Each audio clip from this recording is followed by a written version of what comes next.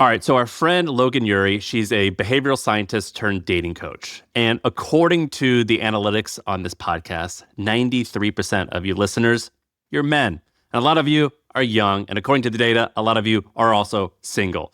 And so we thought it'd be cool to have Logan come on to talk about dating. And it's shockingly just like building a business in that there's actually a process that you could follow. You can iterate yourself there. And Logan actually broke down how Shaan and I met our spouses and gave a bunch of useful tips on how to meet someone. And it's all backed by science. And honestly, it's pretty hilarious. So check out this episode on how to meet your future spouse.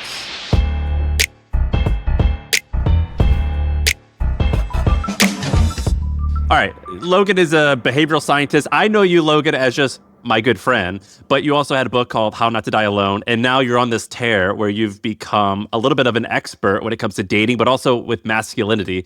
I just think you're a great conversationalist and a wonderful person, and you're really, really smart, and you have a lot of data to back a lot of your opinions. And you have a Netflix show. You're the something high up on the research side at Hinge. Is that right? Yeah, the director of relationship science. But sometimes people just call me the something. Yeah, you can put that on your LinkedIn. Sam, I got to tell you a story. I think I've been sitting on this story for a little while. So I met Logan for the first, you know Logan well, she's your friend. I met Logan for the first time at a conference recently. She walks up to me. I reach out my hand to basically shake her hand. She goes straight for my face and just starts fixing my eyebrows. Logan we haven't met. She hasn't introduced herself. She's just fixing my eyebrows for me because they're all bushy and crazy. And then she's like, she's like, my dad has crazy eyebrows. And then I just go, what? And by the way, I'm sitting down like a dog. I'm sitting at the lunch table. So I'm like a pet. She's petting me. And I just thought the confidence that this woman must have. She must come on the show because nobody has that confidence to do that. High agency. Isn't that an insane move? That's a high agency move. It was one of the craziest things anyone's ever done. Logan, explain yourself. Shaan, I think I did say, can I touch your face? But then you didn't seem that into it. And then I was like, that was the weirdo thing to do. Well, did you feel more intimate? Did you think I was going to be into it? But Shaan, I did make an impression on you. You did. Honestly, I never forgot. I went home and my daughter, since then, has just been coming up to me and doing it. And she's like, you know what I'm doing? And I'm like, yeah, you're doing the thing that girl did. She goes, yeah. And this is my 5-year-old. And so she just... couldn't be more happy about this intro. Well, Logan, I feel like you are incredibly confident, but you're also like, in a good way, you're like conniving. I don't know a better word, where it's like you see like the end goal and you're like, I'm going to experiment with this, and this. Yeah. And I'm just going to follow this process. I don't know a better word to describe it. Calculating. You try things. And I think you said, you had a bunch of clients where you would teach them how to date. And you said men were the easiest ones because you would say like, look, you need to lose weight. You need to dress better. And then you need to get a haircut, and I need you to then go up and say these 5 words to this woman, and I need you to do that 50 times. And they would go, yes, ma'am. And then you'd tell a woman the same thing, and she'd be like, well, you're screwed up too. Or you know what I mean? Like there was like a difference of like how people would react to your instruction. Well, I think that's why I love My First Million and truly am a fan of the show, like have listened to it for years, is that I think the way that the two of you see the world is that it's a game. And if you know the rules, you can win it. And I feel like a lot of the show is just teaching people how to play the game. And that's really the way that I like to think about the world.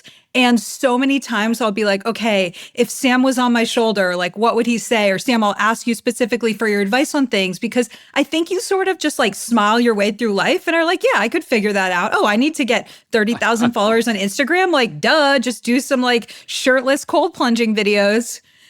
Oh, wait, that's our other friend.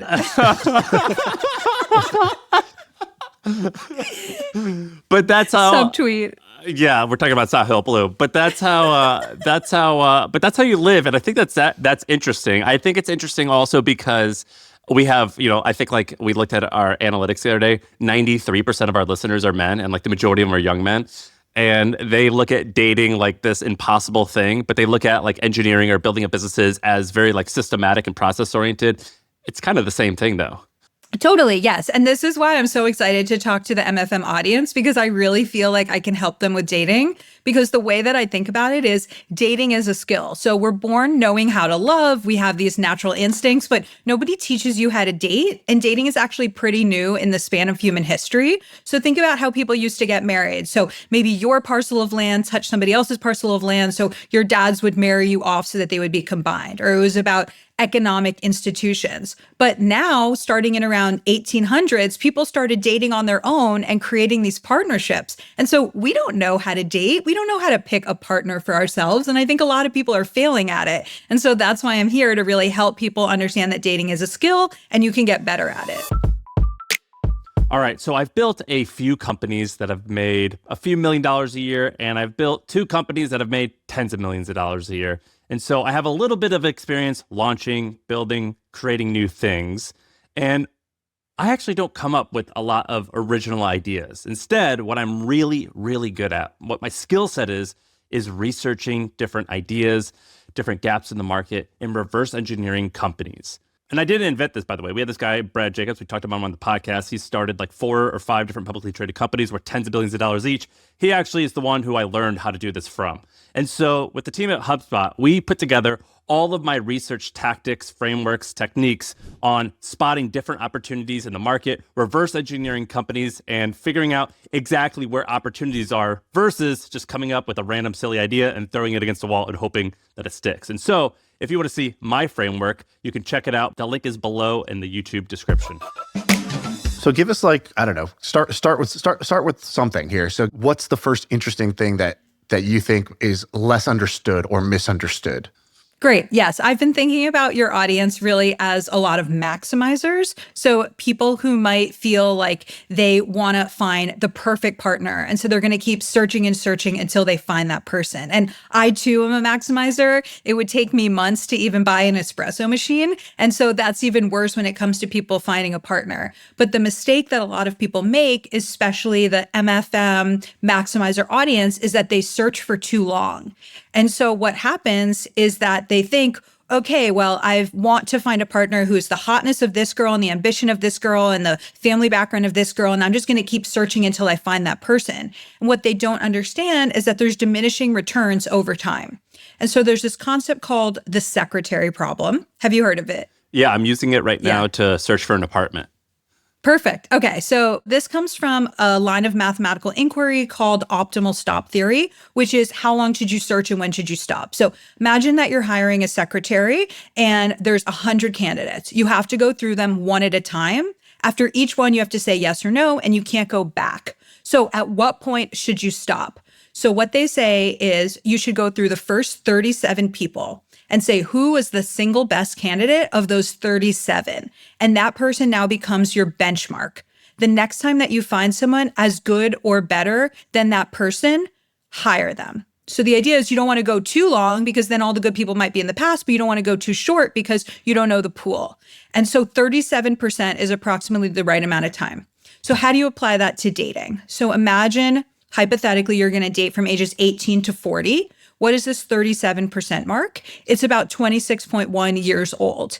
And so by the time you're 26, you have already met, a third of the people and you have your benchmark person. Next time you find someone who you like as much or more than them, marry that person. And this is such important advice for people because I think that people have their benchmark and then meet someone they like as much and then say, well, if they're great, I can find someone even better. And then they get to be 40, 41, 42, and all their friends are on their second or third kid and they're still there trying to, go to Vegas for the weekend and no one's available. And so I think that maximizers do really well in a lot of areas of life, but when it comes to dating, they can actually get left behind in their search for perfection. I think, Shaan, she was at my house one time recently and she was talking to Sarah and she was talking about maximizers. And then she was like, but Sarah, you are a settler or something like that. Satisficer, yeah. Yeah, just you are just okay with okayness.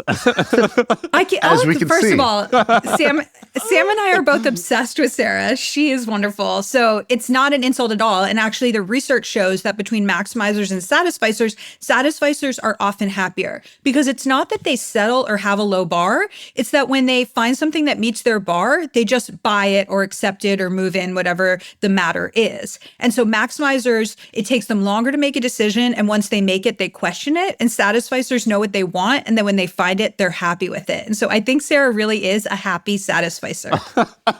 See, this makes so much sense to me. You know, when I was younger, I started a company with my two best friends, and on one hand there's my buddy Trevor, and Trevor was like me, where now I know the word. He was a maximizer. We would always go try new food, new restaurants. So every time we would go out to eat, we want to try a new place. Every time we try a new place, we would try to try a new dish at that place.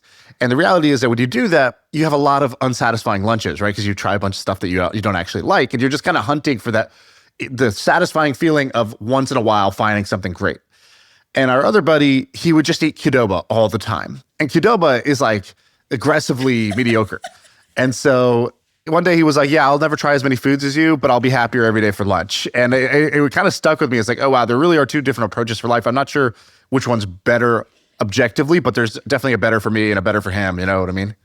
Yeah. So research from Adam Grant, the Wharton professor, finds that satisficers are happier and that they make just as good of decisions. So you might think, especially someone who listens to this podcast, no, but I'm going to make the better decision by searching for longer. And that's not what the research shows. Yeah, but let me ask you a question. Okay, so the secretary thing makes sense to me because hiring a secretary is not like life or death stakes. But marrying the wrong person, that's probably one of the hardest decisions to untangle yourself from. And this approach you have where you're like, you should get to 26.1 years old and then marry the next best person you meet. It's cool. Sounds cool. Like, did you do that? Does anybody actually do that? That sounds insane to do. Let me tell you about it. So I did that. I did that. Shaan, what did you? What year did you meet your wife? You didn't do it intentionally. You might have happened to meet somebody when you were 26. You weren't like, I've gone through 37% of the dating pool. I have a benchmark. All right, if anybody's better than Rebecca, she's it. That wasn't the way you thought about it. What was your number of 37% though? Like, dude, I went on two. I probably went on, I don't know, 20 terrible dates. You know what I mean? Like 20 terrible dates, 2 girlfriends in that process. And then when I met my wife, I was like, oh wow, she is not just like as good as the benchmark. I wasn't even thinking like that. I was just like, wow, she's amazing. And I just went to, oh, she's amazing. I want to be with her. And then that was it. It was like a simple caveman, like me like this, you know, that's how I was thinking. I wasn't mathematicking my way there.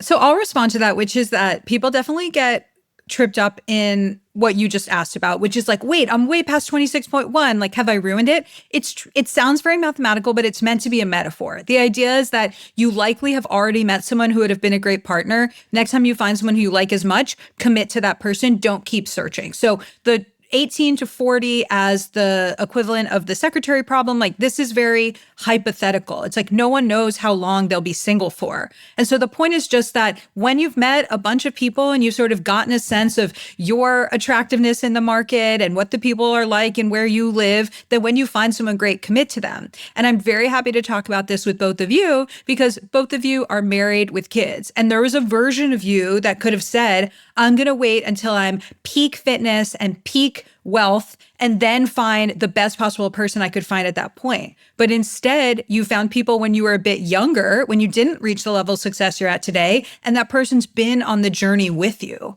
I think people really underestimate the opportunity cost of not committing to someone when they're younger. Because when you have this partner that's witnessing your life, where you're raising each other, where you really know them from a younger age, I think there's something so precious about that.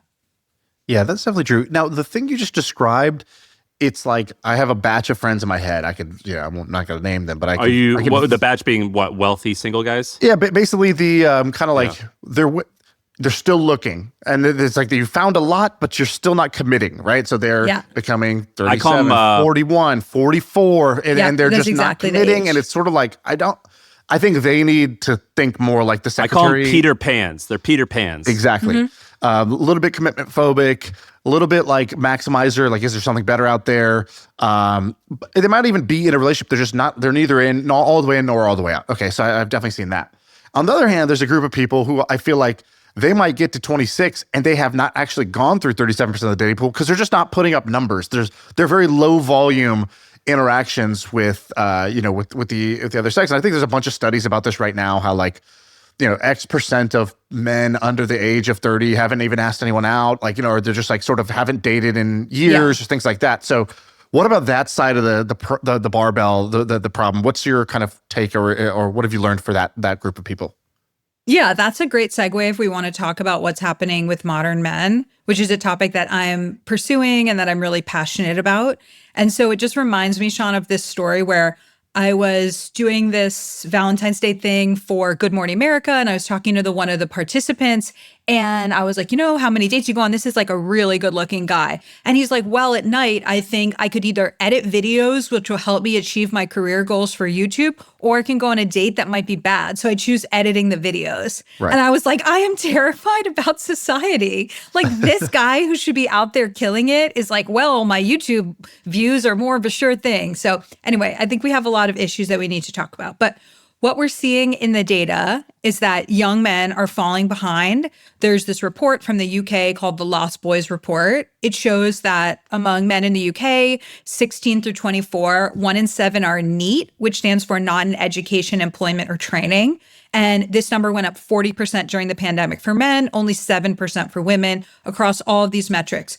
Enrolling in college, graduating from college, earning money, young men are really falling behind. So this is an issue for people in this age group. And if you project it out to 10 years from now, it's going to be an even bigger issue because women are into hypergamous mating, which means that women want to find someone who's equal or higher level of status and financial success than them. And for most of human history, that's worked out well, right? Because the guys had the resources and the women married them. But now, as women are out earning men and being more educated than men, there just literally isn't this pool of men for them to date. And so there's this mating crisis where women are like, where's the guy on my level?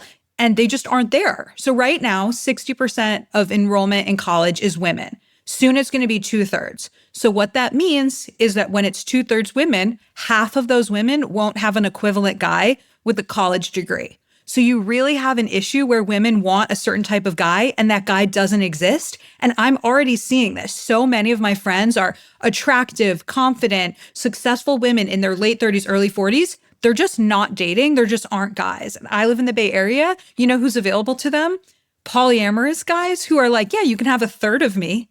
And so this woman has to say, do I want 0 of a guy or do I want 1/3 of a good guy? And I truly think that this is part of the reason why we're seeing the rise of poly relationships is that there's just not enough great guys. And so we have this crisis and we're already seeing the impact of it. So the marriage rate is nearing an all-time low in the US. The fertility rate has dropped 20% in 20 years. And so truly, if fewer people are getting together, fewer marriages, fewer babies, this is actually a crisis for humanity. Did you see how, do you guys remember 6'4", Blue Eyes, Trust Fund? Remember that song? 6'5", yeah. 6'5". Come on. It's someone like... Inflation? What are you doing here? And someone did the math and they were like, this is like 20 men in New York City. Like, yeah. If you like do the analysis of like, totally. You need to have a trust fund, you need to be single, you need to be in your 20s, you need to be at least 6'5", and whatever. Work in finance, it was like 20 people. Is there a thing? I think I read somewhere, I think I talked to my friend Amanda, who ran the league, and then my friend Dawoon, who had a dating app called OkCupid, and she was telling me about how... she had Coffee Meets Bagel. Sorry, Coffee Meets Bagel. And she was telling me how, and I think you told me this at Hinge, and you have a lot of this data, that like, it's basically just a few, like, women all get likes. It doesn't matter if you're like a 2 out of 10 or a 10 out of 10. It's like kind of a binary system for men, which is like, yeah, I would. I would love to go out with you. Is that what I would means? Yeah, it could. I would love to mean, take you on a romantic date. Yeah, like I would love to. I would love to hang out with you. And for women or for men, it was like 5% or something like dominated. It was like a winners take all market. What's that data behind that? Yeah. So one stat I can tell you is that a lot of women set their height filter at 6 feet or taller. and only 14% of the men in the US are 6 feet or taller. So you have women coming up to me at dinner parties holding up their phones saying, I'm on Hinge. Where's my husband? Where is he? And I'm like, yeah, he can't even get into your app because he's 5'9" and you're filtering him out. It's like your app is a club and your filters are a bouncer filtering him out. And so I do think that apps have perpetuated this thing where because you can set filters, which maybe you think about for 30 seconds, you're like, yeah, 6 feet is good. And then you don't even realize the implications of that. And then when you multiply that across millions of people who are using apps, then yes, a disproportionate amount of attention goes to these guys over 6 feet. And then the other guys are sitting there waiting to hear back from someone.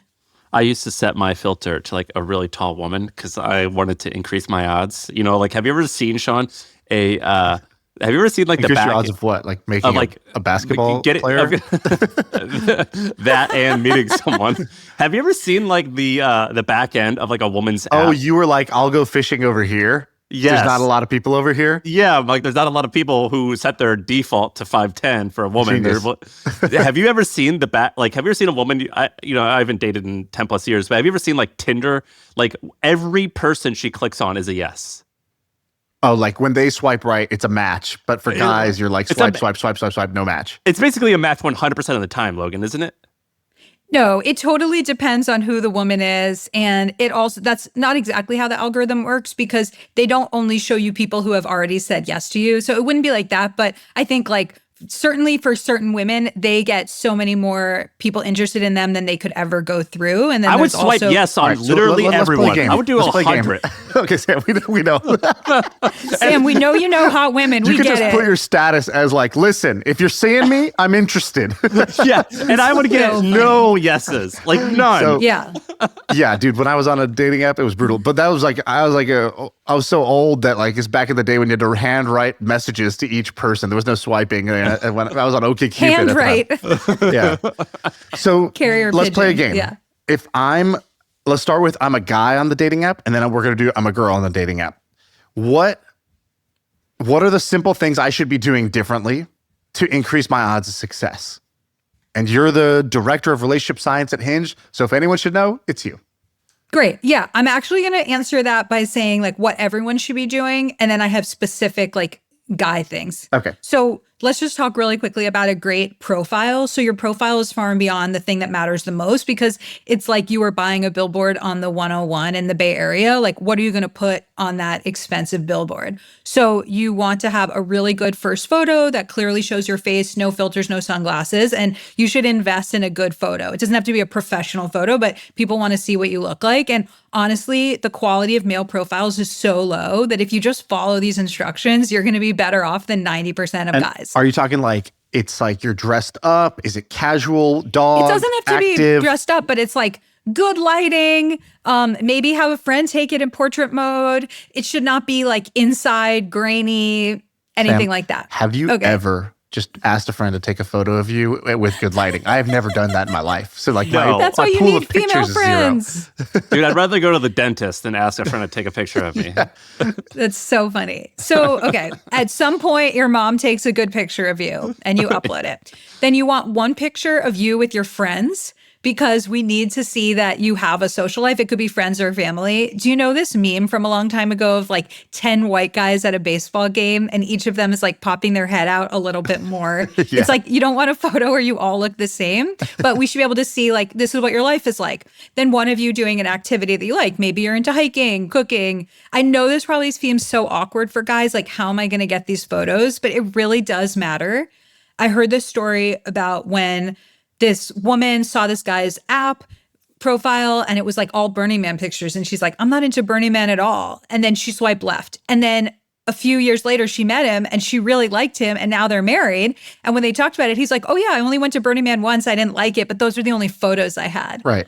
So he didn't realize like that it was really setting him crisis. Back. Do you guys do just like crisis? Do you guys do a like Hinge just pop up like, hey guys, listen, we know you got nothing. Okay, just come here on Saturday morning. You're gonna get your picture for Hinge. Like, do you guys do that? Like, is there a thing like that? No, but at the next My First Million event, you should have a photographer there who's taking app profile photos. Fuck that LinkedIn. Is a great idea. That's a great singles booth.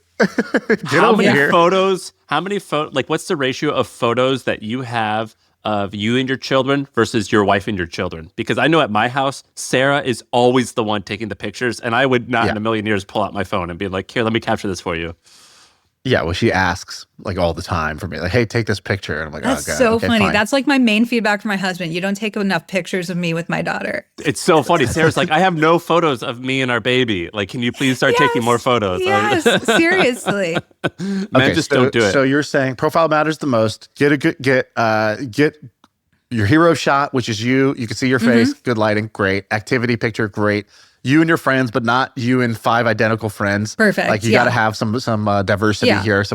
You want to stand out in that picture. Are we talking? What's that theory where it's like you want to be the hottest out of your group or something? Like oh yeah. Are you so conniving like that? Can we go Machiavellian and just? There is a funny theory in behavioral science, which is that people don't make decisions in a vacuum. They make decisions through comparison. Right. So if you have a friend who looks like you but is slightly less attractive, then that'll make you look even more attractive. Right.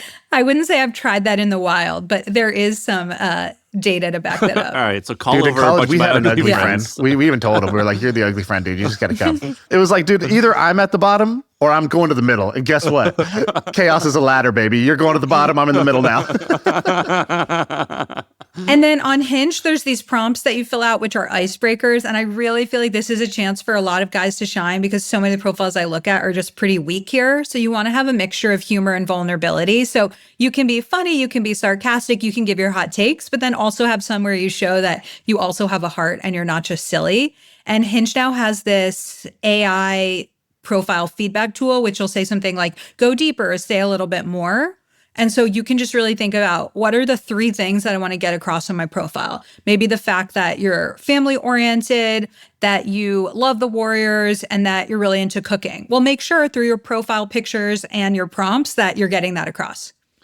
What else can a guy do to stand out on these apps? Yeah. So then the next thing is that, especially for people who aren't getting a lot of matches, besides your profile, which is the number one thing, you should send comments with your likes because it really helps you stand out. So if you're a guy who's like, I'm just not getting that many matches, I'm just going to go for quantity and I'm just going to send a bunch of likes. Well, it's much better to send a thoughtful comment with that because you're more likely to stand out.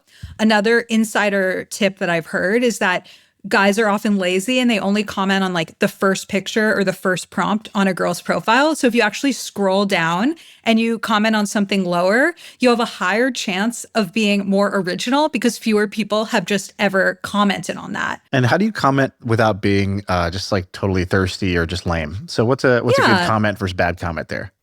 Okay, so there's this line from Chris Rock, which is, if a girl's name is Eve, don't walk up to her and say, hi, I'm Adam. She's heard that a million times. So in stand-up comedy, you might think like the best joke is like the third punchline you come up with because the first or second other people can come up with it. So if a person has a picture of themselves skiing and says, where was this taken? Don't say, I think it's Whistler. It's like, cool, you and everyone else. But like if you can write back something witty about like, okay, I'm going to challenge you to a black diamond or whatever people who ski say, then it's a much better way of getting into a conversation.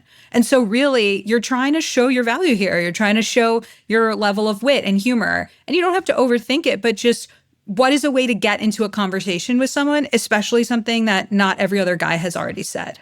It seems so much easier if I look at the math of you saying like, what was the stat? How many women have been approached in real life or how many men approached? What was it like most men it's do like not 0. Yeah. In real life. So then wouldn't it be just so much, like I met my wife in a real life setting. It just, and even back then when this was less common, but still common, it just seems so much easier to meet people by just kind of pretending that you're confident and like even just say, like you just saying hi to them. Like it was so much easier that way. Shouldn't we just teach guys to do that? I think this is a big issue in modern dating. Is almost everyone I talk to is like, I want to meet someone the old-fashioned way. I'm romantic. I don't want to meet someone on the app. But then if you ask them if they're meeting people in real life, they basically say no. And last summer there was like the run clubs. Everyone's meeting at run clubs. Like I haven't met a single couple that met through the run club. So I think we're having this issue with Gen Z where they don't necessarily want to be on apps. They want to be meeting people in real life, but they don't have the social skills to do it. And so there's this huge problem with the younger daters that I talk to where they lack rejection resilience. So, this goes down a whole pathway of parenting, but, they had these helicopter parents, they had these snowplow parents that kind of plowed the way for them and they never had to deal with issues. They had colleges that bended to every will. And if their dog had an ear infection, they didn't have to turn in a paper. You have these workplaces where they can take a sick day, for any random reason. And then you want that person to go up to someone at a coffee shop, be able to deal with rejection. Like, they don't have the skills to do that. And so, yes, if everyone listened to this, got really good at approaching women and making them feel both comfortable and flattered and had a good opening line, like, bring on the babies. That would be great. But people are lacking the social skills right now to do that. And I think in a post-Me Too era, there is this fine line between confident and creepy that people have not figured out yet. How did you meet your wife, Shaan? In real life or app? Yeah, in real life. But she was like best friends growing up with my cousin. And so through like a kind of like, I was there to do something for my cousin. She was there to do something for my cousin. We kind of bumped into each other that way. And then I was like, that was a much easier thing because I didn't have to like approach with a pickup line. It's like I had like an hour where we're hanging out and I just had to try to make her laugh. Like, so, all right, if I can go to laugh 3 times in this hour, this is going to be, that's pretty good. All right, that's my goal. And so I was just trying to be as entertaining and, fun as possible for an hour. So there's this concept called the power of weak ties, which is the idea that you're much more likely to get a job from an acquaintance than from one of your close friends, because your close friends have such overlapping lives with you that they know the same opportunities you know. But an acquaintance who you met at a wedding a few years ago and still are Instagram friends with, they might know something that you don't know. And the same thing is true with dating. So Shaan, you didn't meet your wife through, your sibling's best friend. It was your cousin. And so one thing that people listening to this can do is they can expand their network. So leave your house, go out, make new friends, meet people, volunteer, join the boards of things. The more friends and acquaintances and wider the network is, the more chance that you will have a weak tie who will eventually introduce you to your spouse. And one of the reasons I was so excited for this conversation is that I love teaching people the strategies that Sam did to meet Sarah, which I can happily summarize, or Sam, if you want to summarize, we can do that too. I think you should do it. I want to hear your take on this. Okay, this is my Sam super fandom. But one thing that Sam did that I really like, because I think it shows vulnerability, but it also is very masculine, is that Sam's like, how can I be the most attractive mate possible? I'm going to make myself more interesting. And so Sam really planted a lot of seeds and really worked on being more interesting. So he was like, wow, like when I talk about my interest in denim and that I'm going to a denim meet, then women seem to be into that. So he was genuinely passionate about it, but he also knew to talk about it. He was also like, well, I'm not making that much money right now, but I want to show that I have a growth mindset and that, I'm very ambitious and potentially I'll be successful long term. Sam also likes to test out his stories. Well, how do I know what the best story is? How do I know what the funniest story is? I'm going to practice it over time and get better at it. And so I think that if somebody is a super fan of both of you, they might think, oh, these guys are just so smooth. I bet it was so easy for them. But you were intentional, Sam, about being the best possible, most attractive mate, and then you snagged a baddie. Well, I want to say, first of all, I have 3 things to say. The first one is thank you. The second one is that I realized that effort goes a long way and that the best way to be attractive to a woman is to work on myself and bring them along with my life, which hopefully is full of interesting things. And even if it's like something as nerdy as denim, the best thing about being a man when it comes to attracting a woman is if you're passionate about anything, it doesn't matter how lame it is, that's kind of attractive. And the third thing 100%. is that you have to also, if you're going to say all these positive things, you have to say the line that I used to meet her. So no, I don't want to bring it up. So you're acting like I'm like quick cut to a HubSpot commercial. Okay, so Shaan, do you know what this line is? I know this line. I can't believe he's voluntarily saying this right now. Me neither. I thought we were going to skip over this. No, I don't mind saying it. And so basically, my wife Sarah, she walked into and we were at like a happy hour. She walked in. I was with my friend Lily. I go, Lily, that woman, she looks fantastic. I'm not leaving until she talks to me. And as I was saying that, she comes up to me and I didn't know what to say in time. And so I said, excuse me, what's the difference between a chickpea and a lentil? And she looks at her friend and she's like, I don't know. And I was like, I don't pay $500 to have a lentil on my face. And for those listening, I'm talking about a chickpea on my face. And she like gasped. And I was like, classic hummus joke, am I right? And hi, I'm Sam. Nice to meet you. And it absolutely helped. Oh my God. We need a warning label that says, do not try this at home. Yeah, but just say hit the skip button and move forward 30 seconds if you just never want to change the way you look at Sam again. Sam, Why did you say that, by the way? Had you said that before? Why would that be the first thing to come to mind? I don't right? remember reading that in the game. What an absurd line. I don't know. It just came to me. Like, where did you read that? Where did that even come from? I don't remember how. A friend like told me the joke. I don't remember, but I thought it would have worked. But here's another thing. He's a homosexual. Yeah, I'm a freak. I had just finished a cross-country motorcycle trip literally the day before, and I had all these pictures. This was in 2014. I had all these pictures on Facebook of my cross-country motorcycle trip. And so instead of asking for her phone number, I was like, here, let me friend you on Facebook and we'll talk there. And I front loaded like my photos with all these like where I looked cool. And so that also helped. But so I did try all those things that you said were true. And also I'm still a filthy animal, and I say things like I said, and it also worked.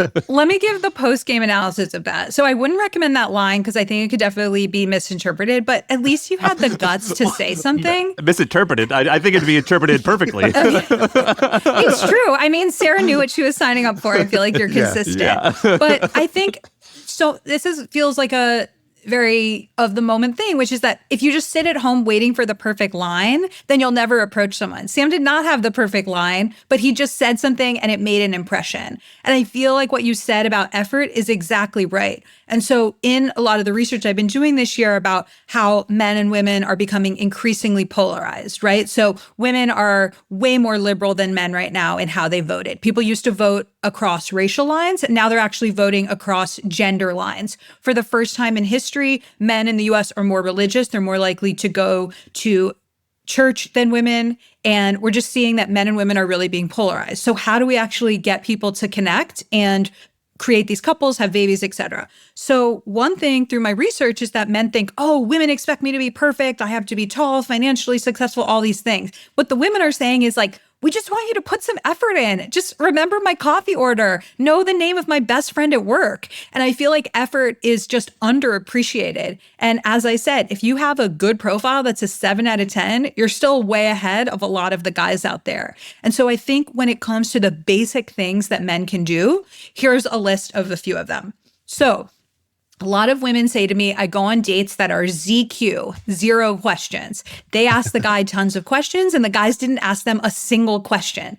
And then when I talk to guys, hey, how did this happen? They say, well, she asked me a question. If she wanted to answer it, she should have just answered it already. And I was like, no, ask her the question back. Make her feel interesting. I think that's a huge tip. Make people feel interesting. Have you guys seen Love on the Spectrum? All the autistic kids, amazing. They all say the same thing at first, and it's the greatest line ever. I guess like they're taught in a dating school or something, and they say, so what are your interests? And they all say that, and it's the best line ever. And it's just such a good interest, or it's just such a good line. I'm obsessed with Love on the Spectrum. So what are your interests? Like if I said that to someone, or someone said that to me, I'd be like, how much time you got? I can go all day.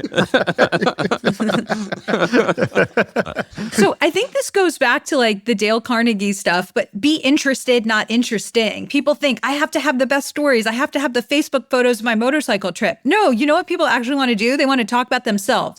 Ask them questions, seem very interested in them, and that will make the other person like you. There's all this research that in conversations where one person is talking a lot and the other person is asking questions, the first person thinks, wow, that other person's a great conversationalist. And what that actually means is they made me feel interesting and important.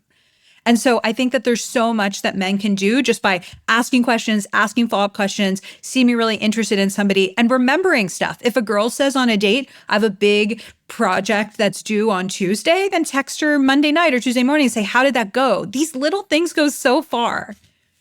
Yeah, I think what I'm hearing is, in this podcast, we talk about certain businesses where you go into a space and it's just like, there's like a sleepy incumbent, that maybe everybody in that space is still operating on pen and paper. They don't do any marketing. And it just feels like, oh man, you're shooting fish in a barrel. Like if you just go and you just try, you just do the basics, you will clean up in that area. It basically sounds that like dating is like this. I think in most of my single friends, the way they talk about dating is almost like it's this impossible game, but hey, I'm still fighting the good fight. And then I hear what you're talking about. I'm like, oh yeah. Actually, nobody tries in a way that matters. So like, my same friends who are, talking about it like it's an impossible game. If I ask them, I'm like, hey, when's the last time you updated your profile? Or like, let me just see your profile real quick. How much effort did you put into this?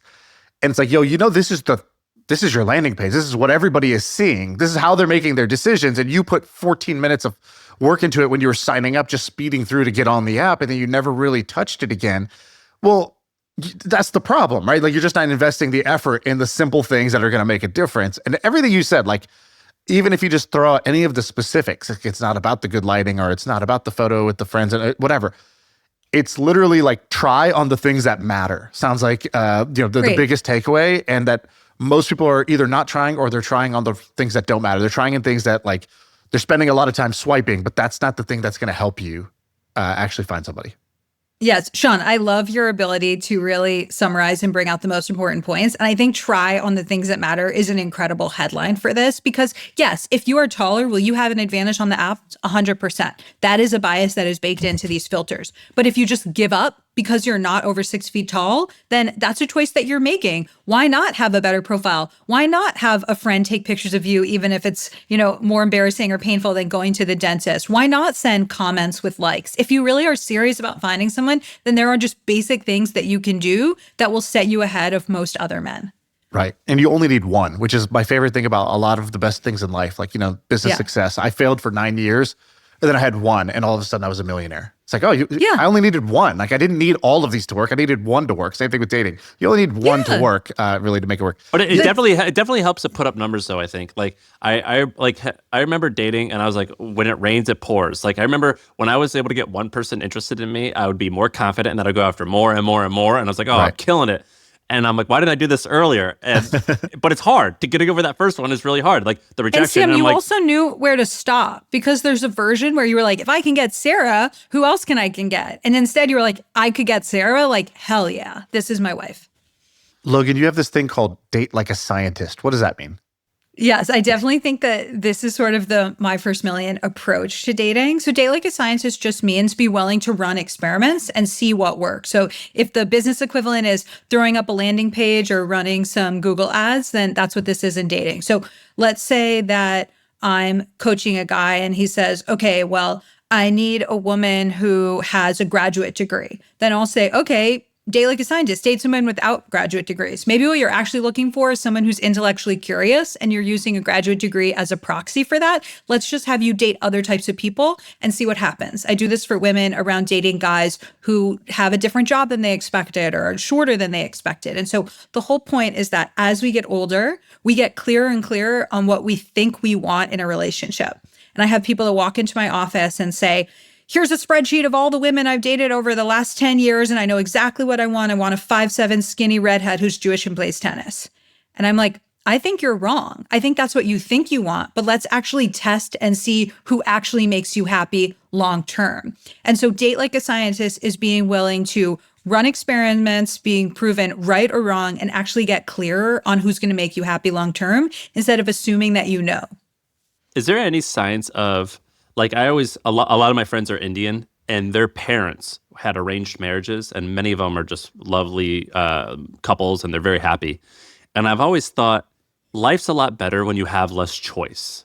And so the way that I went into marriage, it was like, this is forever. There is no such thing as like divorce, like, because I'm like Irish Catholic background, and that's just like what you're taught. And for some reason, I think that you're happier that way, where you're like, if I'm miserable, it's just like, yeah, that's fine. I'm going to be miserable, and hopefully I'll make it better. Versus like, well, I wonder, are there other options? There's something about finality or like no other choice that I think makes me happier. Is there anything? Yeah, there is a lot of research on that. So when you compare love marriages versus arranged marriages, love marriages usually start off happier, but around the 5-year mark, arranged marriages are happier. And it's exactly what you said, Sam. It's the fact that you're committed and you're in it and you don't consider failure as an option. Okay, so my husband's working too much and I feel stressed out and I miss him. I'm going to commit to working out this thing with him versus giving up. And there are nuances to the data, and it depends on whether or not the culture allows for divorce and things like that. But I think the point is that when you think about things as temporary, you just don't commit to them as much. So I was at, that dialogue conference, and this guy was like, I think that marriages should be like cell phone contracts, and every 7 years you decide to recommit or not, and there should be a conversation. And I was like, that's a cute thing to say, but that's not what the research supports. Because if you have an apartment versus owning a home, Are you going to put wallpaper on the wall? Are you going to get a new dishwasher? No, you're going to be like, this is temporary. I have 1 foot out the door. But when you own your home and when you're really committed, you invest a lot in it because you think about it as a forever investment. And so when you really think about, I'm committed, I'm in this, I'm going to do whatever it takes to work, then that really produces better long-term results. I'm on this Warren Buffett kick because he just retired. And so I'm rereading a bunch of Warren Buffett books. And he's got this thing where he tells his managers as well as any aspiring entrepreneurs, they ask him, how do I build a great company? Because Berkshire Hathaway is famous for buying great companies. And he said, 3 things. I need you to act like this business is the only business that you own. You are not allowed to have any other business. The second thing, you need to act and assume that your entire net worth is in this business. And number 3, assume that you can't sell this business for at least the next 50 years. And if you do that, I think you'll make better decisions. And it's kind of funny how what you're saying for dating and what Warren says for business and what I think a lot of us know for business, it's a lot of the similar things. I want to add one thing to that, which is that I was at a Jewish Indian wedding this past weekend, and it was really beautiful. And especially my friend who's Indian, her parents live in Atlanta and they didn't have any other family there, but they have built this beautiful community around them called Potluck. And you can just see the power of the community. So during the Sangeet, so many people from the Potluck community were dancing, and the children of Potluck are all friends. And I think people underestimate how important it is to have a community around you, because we are not meant to just be married and just have this one person that fulfills all of our goals and every aspect of our lives. We need a community to support us, to talk shit about our partner with, to help us when one person is sick, to help us with childcare. And so I think just watching this beautiful Indian community who really showed up for this wedding and really helped shape the bride into who she is, it really inspired me to invest even more in my community. What are you going to say, Shaan? Well, I was going to ask you about, like, all right, so I'm just thinking about my friends who are single, and I'm trying to think, if I was going to send them this episode, how would I make it? What question would I ask to make it most valuable for them? All right, so here's 2 scenarios. Scenario 1, go on a date. It was good, but it wasn't like, wow, I met the one that was my soulmate, right? You don't have that level of absolute clarity and conviction. So what is the post-date psychology? So I went on a date. How should I be thinking post-date in order to, I want to give things a chance, but I also don't want to string things along if I'm settling for something that's not really what I want. Don't you have a thing on that, Logan? About Yeah, that is kind of my tagline. Go ahead. Yeah. So Shaan, I have this sort of tagline called "Fuck the Spark," which is this idea that through doing 10 years of coaching, I'll talk to a guy, I'll help him with the date. He'll come over my house afterwards. I'll say, how was it? And he'll say, she was great. She was beautiful. It was fun. I'm never going to see her again. I'm like, are you crazy? What are you talking about? And he's like, I just didn't feel the spark. And so the spark has become my nemesis, where people expect to show up and feel this rom-com moment of butterflies and rainbows, and they will give up if they don't feel that. And so I've developed these 3 myths of the spark. So the first one is, the myth is, if I don't feel it from the beginning, it can't grow. And that's absolutely not true. Only 11% of people experience love at first sight. And many people develop feelings over time, which is why people marry someone in their apartment building, marry someone at work. It grows over time. Second myth is, if you feel the spark, it's a good thing. That's also not always true. Some people are just really sparky. They give that feeling to everyone. And then you're like, oh my God, there's something special between me and that person. It's like, no, honey, he gives that feeling to everyone. He's very sparky. And he could also be narcissistic, and that's why it's happening. And then the third one is, if you have a spark, then the relationship is viable. That's also not true. You can start really hot and heavy, and then it fades over time. So my antidote to that is the slow burn.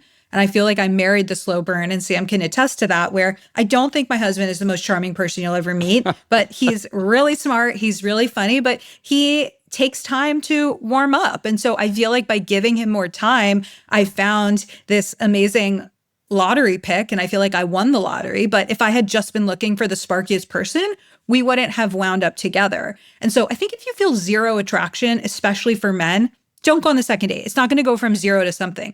But if you feel some attraction, then give that person another chance, especially if you don't go on that many dates. And if you were, okay, so like sometimes when you study a subject a lot, or you try to help a lot of people, to that individual person, their problem feels very unique, very special, very hard. But like, you've seen 100 of these, and maybe even to the 100, you could say, you're like, oh man, I feel like I could help you so much. I don't have all the time in the world.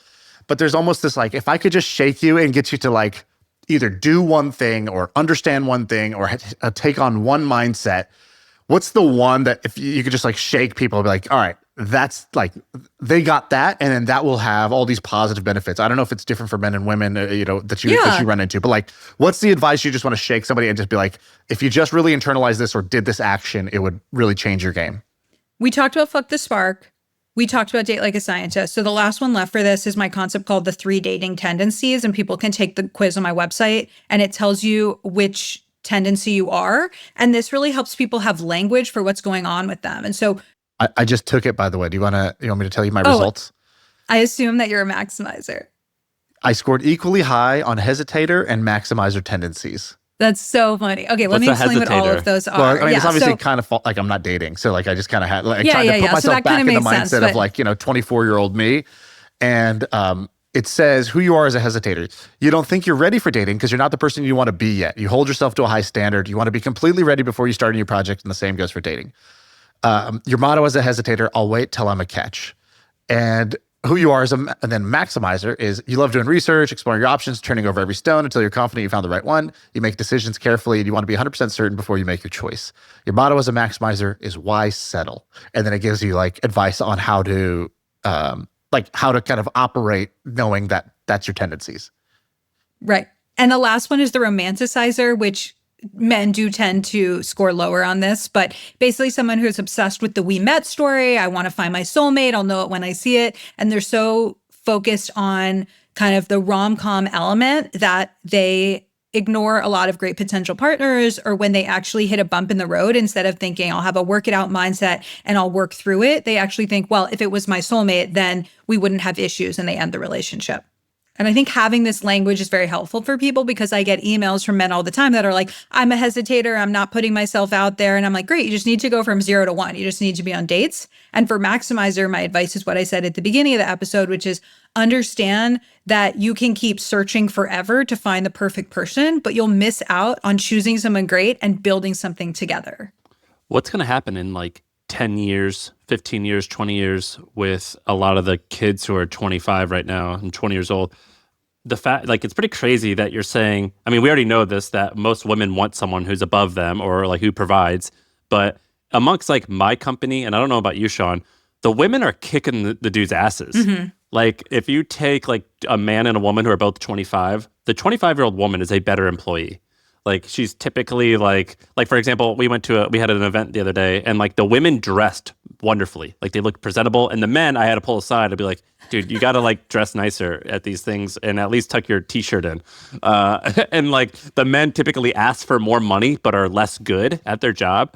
The men tend to be sloppier. They tend to like think it's cool not to care. There's like a bunch of issues that I've noticed, themes, and this is a small sample size of dozens of employees. But what's going to happen in like 20 years? Is it just going to be a bunch of single people and less children, or is it just going to be a bunch of women who are married to old men who are richer than I don't know what is it going to be? Yeah. So first of all, I do my research through talking to people now and seeing patterns and recognizing that. I think predictions are pretty hard, but I will throw some things at the wall and see if any of the like end up being true. So one of them is that I do think that we are going to continue to have this mating gap where, as you say, women continue to thrive in terms of education and employment, and then there just aren't enough great guys for them. And I'm seeing, at least among my friends, the rise of single mother by choice, where women hit 40 and they're like, I didn't find the guy, I still want to be a mom. And they use a sperm donor or a known donor, and they actually have kids on their own. Another thing is the rise of polyamory and a lot of these relationships where, as I said, the woman is willing to have like less of a great guy than, a guy that she's not interested in. Another thing that we haven't talked about yet is just the rise of AI and AI companionship. So I'm getting ads all the time from Replica, get your perfect AI boyfriend. He always says the right things. Women love this, by the way. I think more than men. I think women are liking AI boyfriends more than men are liking AI girlfriends. I did not think it was going to be that way, but I know so many women who I feel like they are in love with their chat GPT. I haven't seen the research on that yet. My hunch would just be that men are more early adopters here and like more desperate, but it could No, be the for case. Replica, And- it is more of yeah. the AI boyfriend use case than AI girlfriend. Oh, Wow. that's very interesting. Okay, well, there you go. On like VC Twitter, it was always like, oh, AI girlfriend's going to be huge. But actually, AI boyfriend has been the dominant use case so far. So imagine that you have some combination of AI glasses with really HD pornography. You have the sex robot that's very realistic, and you have companionship from your AI boyfriend or girlfriend. Like, why are you going to go up to somebody in Yeah. a coffee shop and risk rejection? Why are you going to have a girlfriend who bugs you to pick up your socks when this chatbot is sycophantic and tells you how great you are all the time? And so I think as the friction gets lower and lower and lower to having a digital spouse or partner, then the effort that's required for human relationships just feels extra hard. And like, that is a thing that I'm worried about, because if you don't have the motivation, if you're just watching Twitch and watch other people live their lives, then like, are people just going to slowly die off because we're not actually dating and mating? Yeah, that's your prediction. I think that's just one of them. I think other things are that women are going to have to change their expectations and men are going to have to raise the bar on themselves. So women right now are saying, I'm going to earn as much or more than you. I also have to do a lot of the labor around having a kid, raising a kid. I have this double burden of domestic and work. And so no longer is a guy being a provider enough. And that's what it was for a long time. So you now need to be emotionally intelligent. So emotional intelligence is the new currency in dating.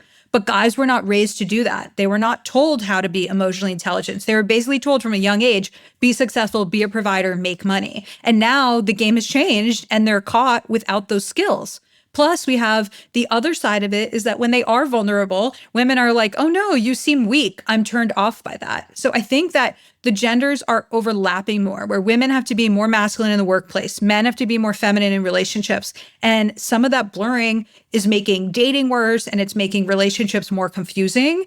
And I think that the dating hasn't caught up with the data, that people just do not know how to act in this modern world. And I don't know the answer, but we need to figure out some changes to it so that people actually still want to be in partnership.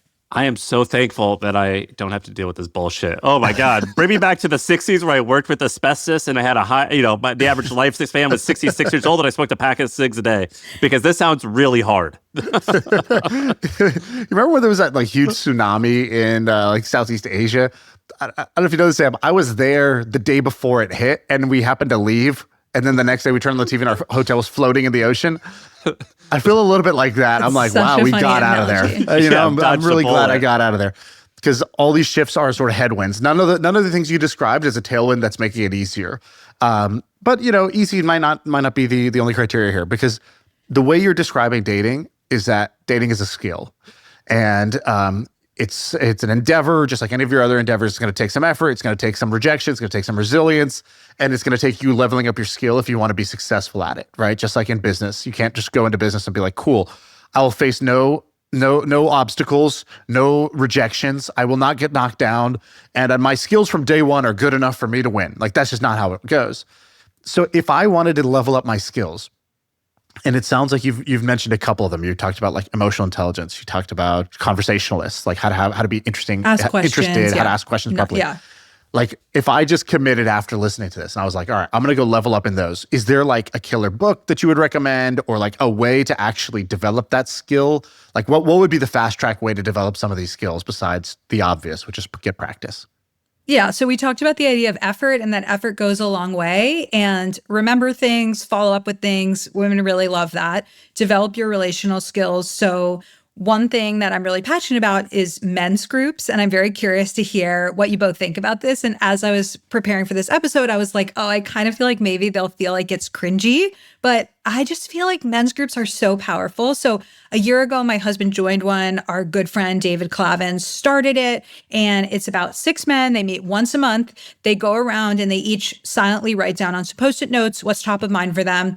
Then they go around, and whoever has kind of the things that are most present for them and really wants to take up space, they let those people talk. They give them feedback. And it's really a great place for men to be angry, for men to be sad, for men to create this council of peers. And then they hold each other accountable. And I've seen so much growth in my husband, so much growth in the other guys in this group. And I think it's better than therapy because most therapists are female. So having your wife or having your female therapist tell you what to do, I think that's fine. But having a council of peers who can really relate to you and create a safe space for you to be angry and sad, I think that that's creating a lot more growth. And I really hope that at least one person listening to this decides to create a men's group, and it's not that complicated. Find a few guys who you respect, commit to meeting once a month, create a space where they feel safe to discuss what's challenging for them, and then just support each other in achieving those goals.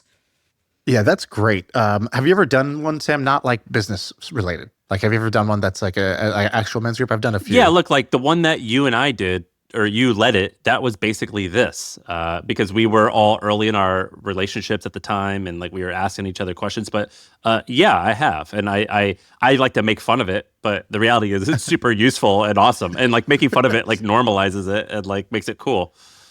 Yeah, I've done it a few times, and it's actually like the way you described it just now is kind of perfect. Like it's much better.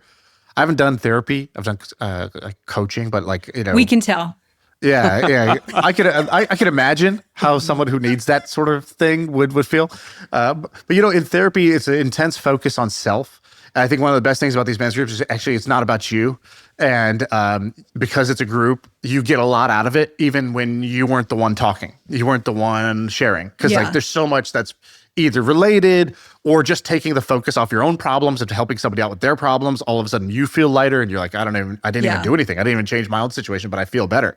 And so I think that's a great idea. Okay, so men's groups is one way to get better. One more thing about that is that I don't think there's that many places for men to talk about shame. And I think in general, shame is just a very challenging feeling. And I heard this What's story an example of a shame thing? This was a story and someone in a different men's group told me where it was like they had been fired from their job like 8 years ago and they still carried this deep shame. I'm not good enough. I'm useless. I was fired because I'm a bad employee. And their men's group happens to have, this guy's 40, people in this men's group are 55. And when he shared that story as this deep trauma of his life, he heard from a bunch of other guys, oh yeah, that happened to me. That's going to be a footnote in your life. I just thought it was such a beautiful story because it took this thing that he felt deeply shameful about.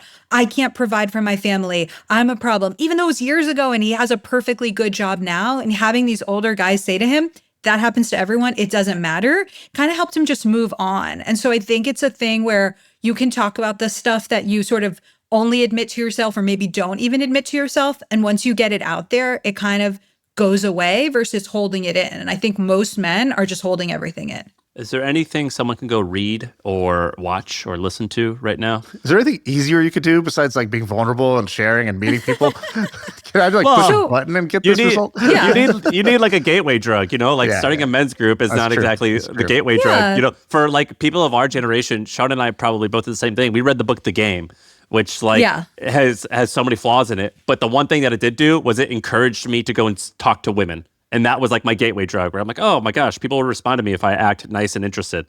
Sure, yeah. So Alain de Botton, however you say his name, he has really good information out there. He has an episode of Diary of a CEO. He's basically this British guy, philosopher who just has studied a lot of this stuff. Yeah, School of Life guy. He's amazing. I interviewed for him for my book. He's really awesome. Esther Perel is one of the goats here, and her book, Mating in Captivity, has changed a lot of people's lives. Really the godfather of relationship science, the scientific study of all this stuff, are John and Julie Gottman, and they really set the bar for all of this information. And so much of the research that I and other people quote is really from them. And they are really the people who created this love lab. They actually tested out a lot of this stuff and they really defined a lot of this. Obviously, people can read my book, How to Not Die Alone. And I also have 12 coaches who work for me who a lot of them specialize working specifically with men. And Sam, going back to what you said earlier, it's actually pretty easy for a lot of them to coach men because they are not doing some of the basic things. And when they get these guys just doing the basic things that make a difference, they start seeing success so quickly. I'm actually reading one of John Gottman's books now. I think he's the man. Which one? 7 Principles to Make a Marriage Work. I think that that's like the classic amazing one. To me, like reading some of these books, like I'll tell people I'm reading them, I'm like, oh, do you have a problem with your marriage? I'm like, no, it's pretty great. It's just that like you don't want to wait until you're sick to start exercising. Yeah, like exactly. 100%. It's kind of like good to do maintenance or like to do couples therapy. If you're like, oh, you guys are on the fritz, it's like, No, it's like I'm pretty fit and I still go to the gym all the time. You want to like maintain and keep things nice. Otherwise, when they do get bad, you're like, oh, shoot. I wish I think one of sooner. the big edges in life right now is people think that if you, let's say you do therapy or you're doing any kind of like mental health, it's like, it's literally the word mental health is, basically implies some sort of sickness, right? Like, why would you do that? Is something wrong? Is something broken? And it hasn't shifted yet to something more like mental fitness, where people who go to CrossFit, you don't accuse, you don't look at them and be like, oh, it's because you're diseased and sick, right? It's like, no. These people they actually care about maximizing what they can do physically. And so similarly, I think in terms of your mindset, being as clear as you could be, being as positive as you could be, being as having a positive outlook on your own life and actually taking the time to do that is really important. And same thing with relationships. There's an assumption that if you're working on a relationship, it's because it's hurting or broken. I think that's just like insane. There's like a relationship fitness that's very different than just relationship health, as in you're sort of nursing back from some problem. Shaan, I'll add on to that and say I actually think we're halfway there in terms of the shift. So the language that we used to use would be mental illness. Now we say mental health. Right. And then I think going towards what you said, mental fitness, makes so much sense. Yeah, it's a lot better than saying you're off your rocker. Right. But my friend Emily had a book that just came out about being emotionally fit. And it's basically like, how can you go to the gym for your fitness? And it's not like, oh, I worked out arms yesterday, I'm good for life. It's like you have to constantly work at it. And that's actually the crux of what the Gottmans say. And my favorite takeaway from their many years of research is this idea that relationships are not about the honeymoon or the trip to Hawaii. They're about the daily life interactions. And so they talk about this concept of a bid. So a bid could be something really small. It could be that Sam walks into the room where Sarah's on her laptop and she sighs. And that's a bid from Sarah for Sam to say, oh no, what's going on? And Sam can do one of three things. He can turn towards her and say, what's happening? He can turn away from her or ignore it. Or he can turn against her and be like, why are you making so much sound?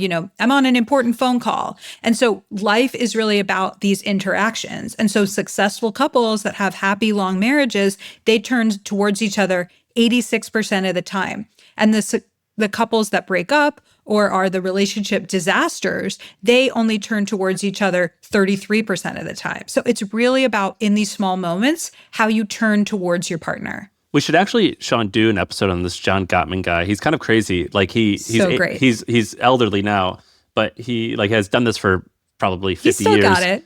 And he's been doing it. Well, yeah, but he's been doing it forever. But there's some crazy stats where like he could predict within 90 he could do it 90% of the time. He could predict if you're going to get divorced or not. I think within like 3 minutes or something. Yeah, something like insane. He was like the for people who haven't checked it out, you should go look it up. He's got this thing called Love Lab, and he would have couples come in and essentially argue or fight, and he would observe them, and they would mark on a score sheet. Like every second, there's some mark of like what the interaction was doing, and they had this like sort of scoring system, and basically they could score a couple's interactions in just a couple of minutes and predict with a 90% accuracy like whether that couple's going to sort of stay together or end up breaking apart, which is kind of amazing when you think about it, and it really shows you like life is in the micro. It's not the macro. Like I think you were talking about this with dating, right? Like, oh, I have a type and I have this idea of how we're going to meet, or I have a soulmate, I have the one. And it's like all these like macro language when like a huge amount of life is just in the micro. It's like, oh yeah, she said she was training for, an Ironman or something like that. And then I just said, oh, me too. I did one. And this, instead of like asking her about it, I pulled the conversation to me instead of like leaning into what she was saying. And that it's like the micro is the difference between a great date and an okay date. And then how you think about it afterwards, right? Like each one of those is just like a bunch of micro decisions that lead to your actual result.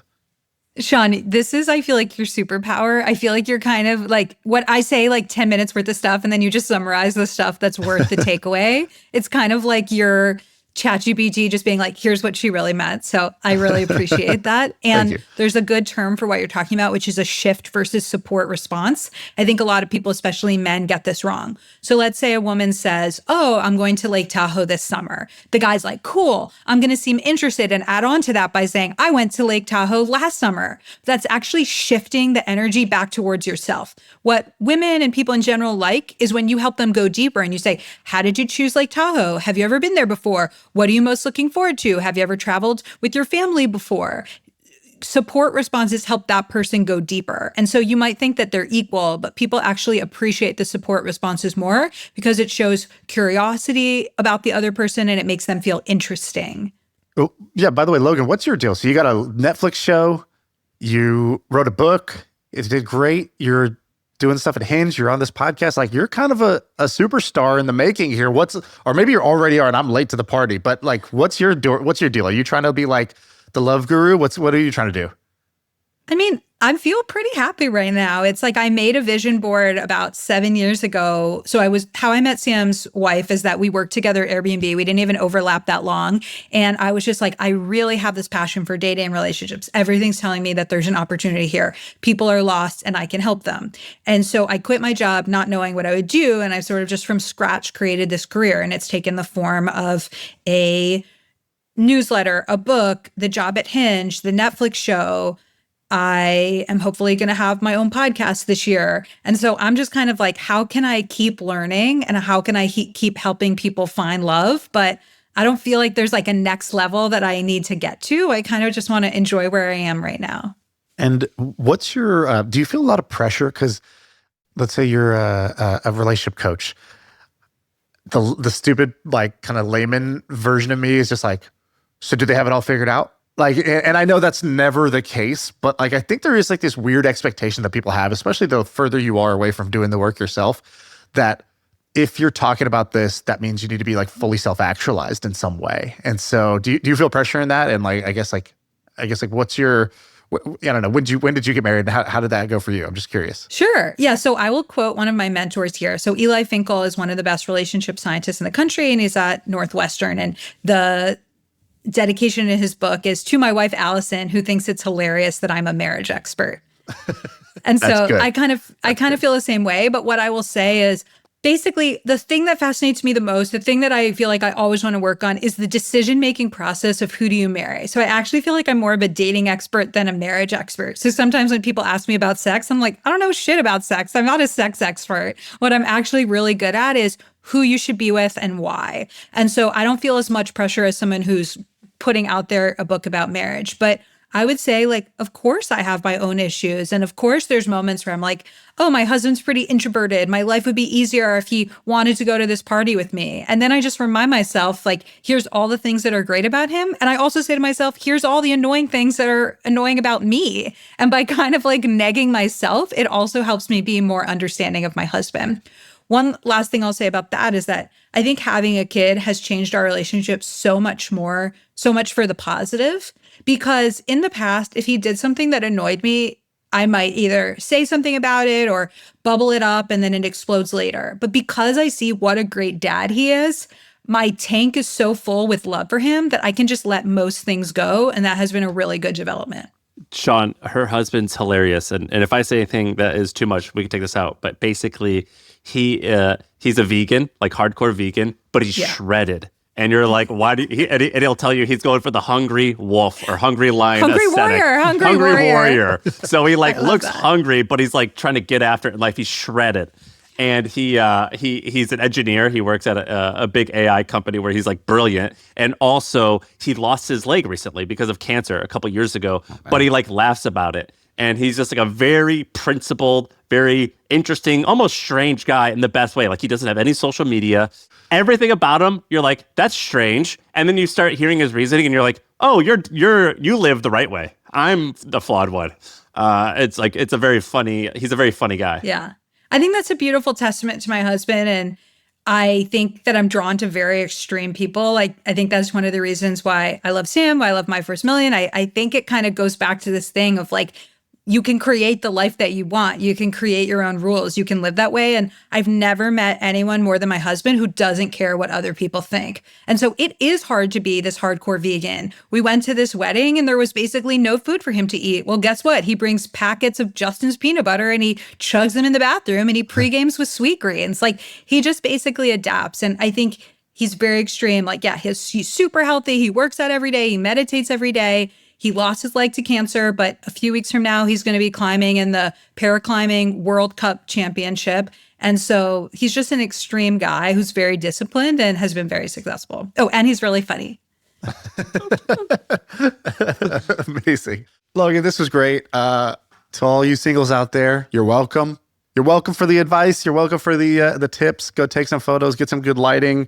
By the way, what's a good first date spot? So somebody wants to do a first date with somebody they meet on an app. Should they be doing coffee, dinner? What's the move? Dinner's too intense. I think coffee feels too much like a job interview. What if you go get an interesting, maybe non-alcoholic drink somewhere and go for a walk? I think people have really great conversations when they don't have to make this direct eye contact. Or just go do something fun. Go play pickleball and kind of shake out your sillies and, take yourself a little less seriously. All right. Thank you so much. Logan, great to have you. Thanks a lot. See you. Thank you.